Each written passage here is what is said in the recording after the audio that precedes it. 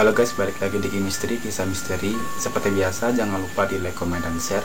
Dan jangan lupa juga untuk klik tombol subscribe-nya guys. Jadi cerita kali ini aku akan menceritakan misteri-misteri dan mitos-mitos yang ada di gunung guys. Mungkin buat kalian yang pencinta alam atau yang hobi mendaki, pasti udah pernah dengar tentang misteri dan mitos-mitos di sana guys. Dan cerita misteri kali ini yaitu tentang misteri dan mitos-mitos di Gunung Lawu. Jadi simak terus video ini sampai habis dan jangan sekalipun kalian skip, oke? Langsung saja ke video, cekidot.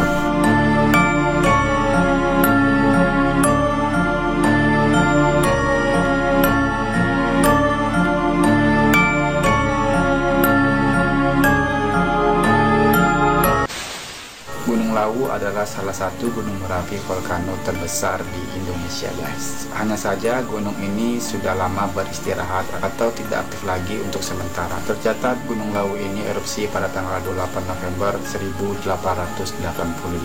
Selain sebagai lokasi pendakian, Gunung Lawu terbilang populer karena terdapat banyak destinasi wisata di sekitarnya guys. Sebut saja Tawamangu, Cemoro Sewu, Telaga Sarangan, Candi Suku, Candi Ceto, Astana Girbangun, Kebun Teh Jamus, berbagai lokasi air terjun, dan masih banyak lainnya guys. Gunung Lawu mungkin bisa dibilang puncak paling indah di Indonesia guys. Tapi di sini memiliki hal-hal yang menarik yang tidak bisa didapatkan di tempat lain. Entah karena landscape-nya yang unik dan khas, serta bangunan bersejarah yang ada di sana. Misalnya saja dua candi purba yang sudah menjadi ciri khas Gunung Lawu. Dengan segala keindahannya, tetapi Gunung Lawu ini menyimpan berjuta-juta misteri dan mitos-mitos yang ada di sana guys. Gunung Lawu adalah salah satu gunung yang terkenal karena mitos yang ada di sana. Kabarnya bagi para pendaki yang ingin ke sana benar-benar harus mematuhi mitos ini guys. Karena kalau tidak, mungkin sesuatu hal buruk akan terjadi pada para pendaki ini. Lalu mitos apa aja sih yang ada di Gunung Lawu ini? Simak ulasannya berikut guys. Pendakian dan misteri yang ada di Gunung Lawu.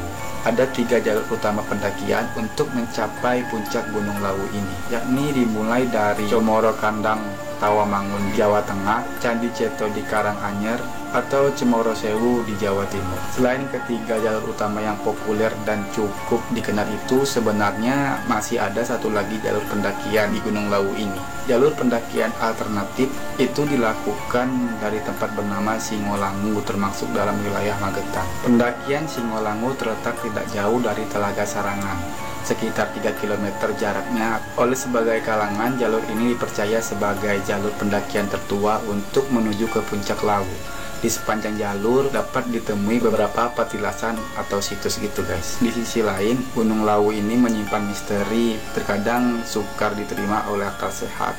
Selain sebagai lokasi pendakian, bahkan tempat wisata, gunung ini juga seringkali menjadi tujuan bagi orang-orang yang punya kepentingan spiritual. Setiap malam 1 Suro atau 1 Muharram, misalnya, banyak orang yang mendaki Gunung Lawu hingga ke puncak untuk melakukan ritual atau berziarah. Gunung 3 puncak ini dipercaya bisa mendengar tiap kata yang dilontarkan oleh para pendaki guys. Barang siapa yang berkata kasar atau tidak sopan, mereka akan mendapatkan balasan di akhir perjalanan. Adanya pasar goib. Sebelum mendaki gunung, para pendaki biasanya mendapatkan wejangan dari sang guru kunci. Salah satu peringatan yang disampaikan adalah menolak tawaran atau barang yang dijual di lereng gunung. Apabila seseorang mendekatimu dan menawarkan buah untuk dijual, ada kemungkinan besar ia bukan seorang manusia. Mereka merupakan penghuni Gunung Lawu yang menempati pasar goib atau pasar setan itu guys.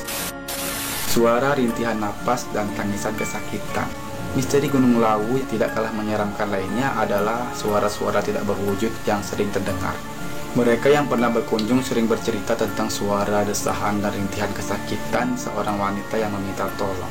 Tidak cuma itu, sering sekali para pendaki mendengar suara napas terengah-engah seperti seseorang yang sedang dikejar-kejar guys. Cerita lain juga datang dari para pendaki yang mendokumentasikan petualangannya di Gunung Lawu.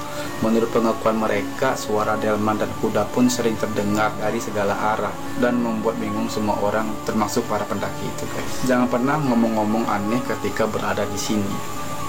Konon katanya Gunung Lawu ini seperti memiliki ruh atau jiwa. Jadi ia seakan-akan hidup. Lantaran hidup, maka ia pun bisa mendengar yang ada di atas punggungnya, termasuk para pendaki. Makanya ada mitos yang mengatakan kalau kita jangan sampai bicara yang aneh-aneh di sini, karena mungkin akan terjadi hal yang tidak-tidak. Misalnya saat mendaki, kemudian para pendaki terlontarkan kata capek, nggak kuat, dan sebagainya, atau mungkin saat berkemah mengeluh kedinginan lah dan semacamnya.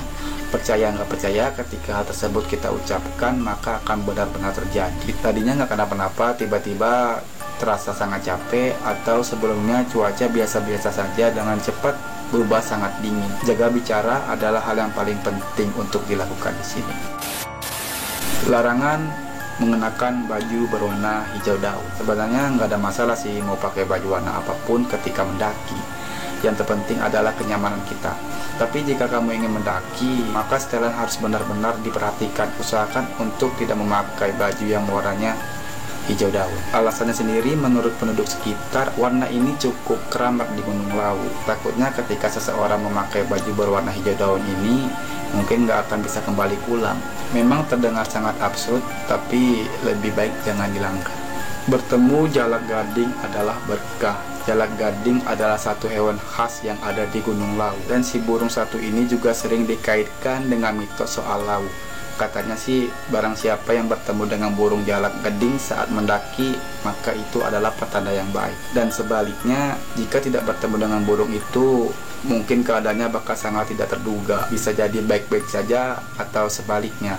Katanya burung satu ini hanya akan muncul jika hati para pendakinya tulus. Maksudnya itu datang ke gunung dengan niat baik dan tidak merusak, misalkan memetik edelweiss yang ada di puncaknya. Usahakan mendaki dengan jumlah yang genap. Sebelum memastikan untuk mendaki Gunung Lawu, alangkah baiknya jika diperhatikan dulu soal jumlah personil yang bakal berangkat. Pasalnya, kalau yang mendaki jumlahnya ganjil, maka akan terjadi kesialan. Mereka pasti mengalami hambatan, entah satu orang tersesatlah, terkilir, dan lain sebagainya. Mitos kupu-kupu hitam bersayap mata biru. Selain jalak gading, ada satu lagi hewan yang terkenal dengan mitos Lawu.